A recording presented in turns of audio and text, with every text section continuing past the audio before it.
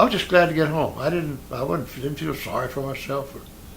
I was, I was happy in the Army. I was pleased with. I think we all did a good job, and I had a good wife and kid to come home to, and I was going to go back to school. I had a job at school, and I was fine. I didn't.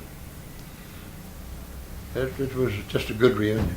Military service is one of those experiences that gets referenced constantly in movies, sports flyovers, and patriotic halftime shows, but the everyday realities rarely make it on screen.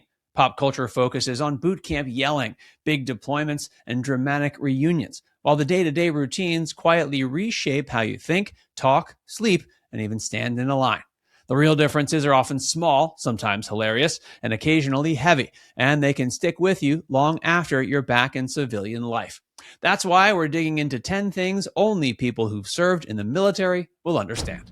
2 worlds inside the same war. It's never going to feel like going to your actual home, of course. I mean, we're still, although we feel like we're safe, I mean, anything could happen at any time. People who served know that not every assignment feels like the same military. You can be stationed on a large base with clean facilities and a sense of safety, and then hear about others living rough, running missions and carrying the true grind outside the wire. The contrast can be so sharp it feels like 2 different realities under the same flag.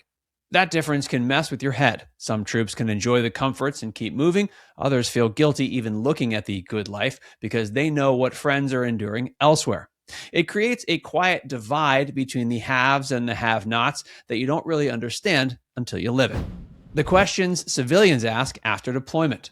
When they find out that you served in Vietnam, do they ask you if you killed anyone? Yes. And what is normally your answer? I say, I'm not sure. I may have. After coming home, civilians often ask what you think about the president, the war, or an entire region like Iraq or Afghanistan. The problem is that many of those questions are really requests for a simple opinion that fits someone else's storyline. Service members can see it in the person's eyes, like they want a quick answer that makes them feel right. Veterans also know how complicated the real answer is.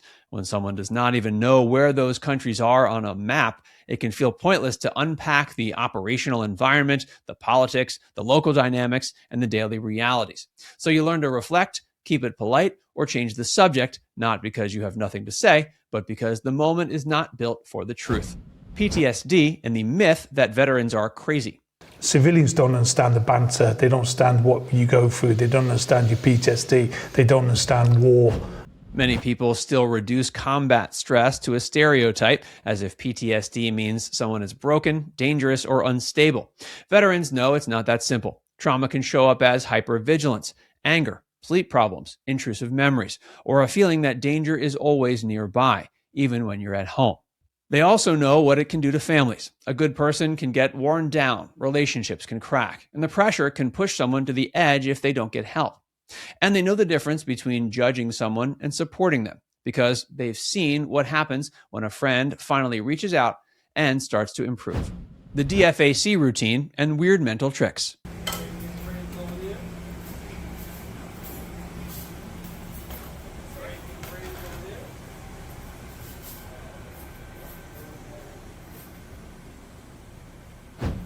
Eating in a dining facility during deployment is its own world. You learn the rhythm of the line, the tray, the same basic foods, and the way you try to convince yourself it's a normal meal. Sometimes the real goal is just getting calories in while your brain pretends you're somewhere else. Then something snaps you back. The on-base TV interruptions, especially those repetitive announcements and ads about security and rules, can feel like the military is narrating your life while you chew. Veterans understand that oddly specific frustration because they lived it meal after meal. AFN-style commercials that haunt your brain.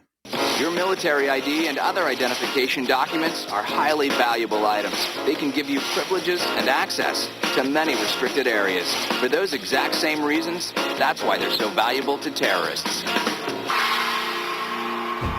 Some military commercials are not just annoying, they're memorable in the worst way. They pop up about network security, speed limits, moving, pay issues, threats, and random worst-case scenarios. You can be trying to relax for 10 minutes and suddenly you're being reminded, again, that you're inside a system with rules for everything. That kind of messaging becomes a soundtrack. Years later, a similar tone or style can trigger the same feeling of being stuck in a loop. Civilians might laugh at how specific it is, but service members instantly know what that annoyance feels like in their bones. Near beer and the art of being teased. In a lot of these places, they can't have beer, so they have O'Douls, which is like a Nerf vibrator.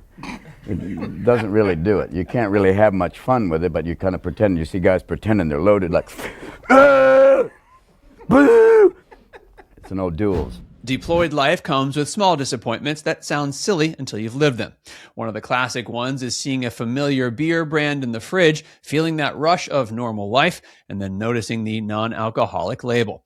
It's not just about wanting a drink, it's about wanting something that feels ordinary.